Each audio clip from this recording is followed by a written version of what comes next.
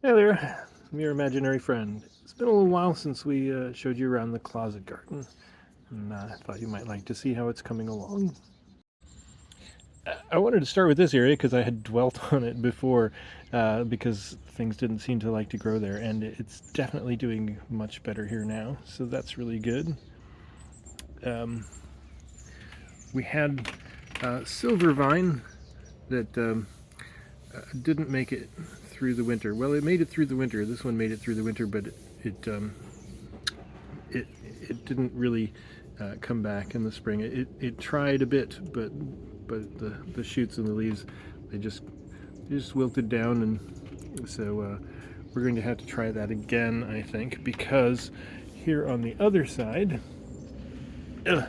this one definitely did not make it through the winter, but we replanted, and he's doing quite well. He's come all this way up.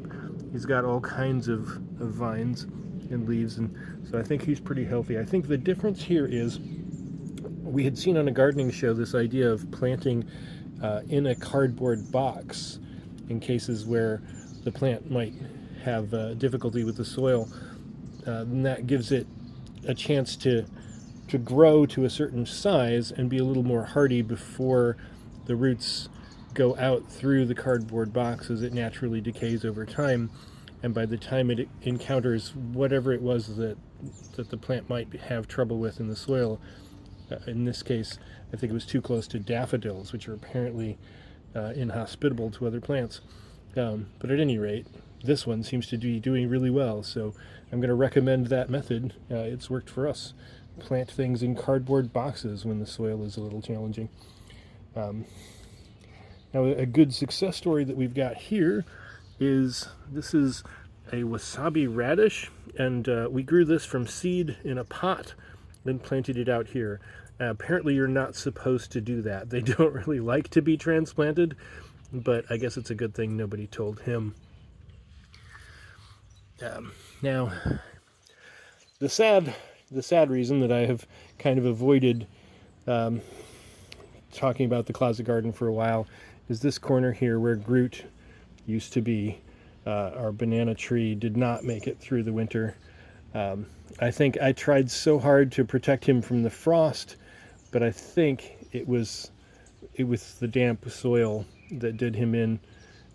So I think if we are going to plant another banana tree, we're going to take extra special cautions about the drainage in this corner before we try to overwinter him out here. Now the oats, of course, are taking over everything. They're self-seeding all through the lawn, so that'll be a thing. We'll have to figure out what to do about those.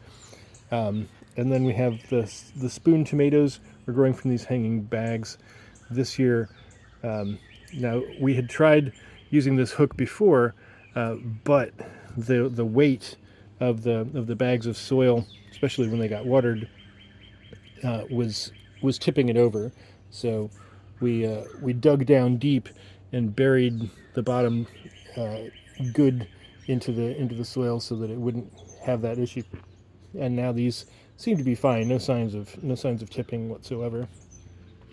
We have seen not as many hummingbirds this year as we did last year. It seemed like we were flooded with them last year, but Rachel did say that she saw one just yesterday. And then everything on the green roof got through the winter pretty well. I was surprised.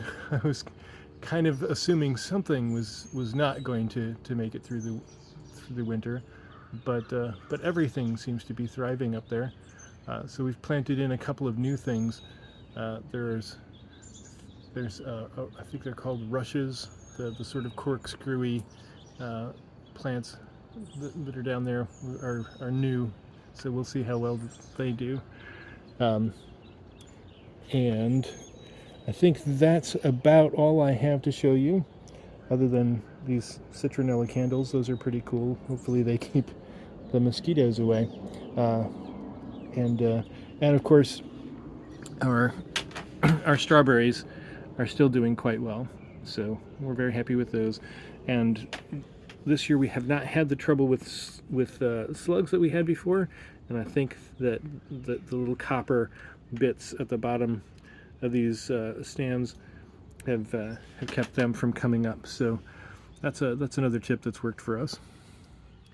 Yeah, I hope everybody enjoyed getting a little view of the garden and Mrs. Cake, who was looking out for who knows.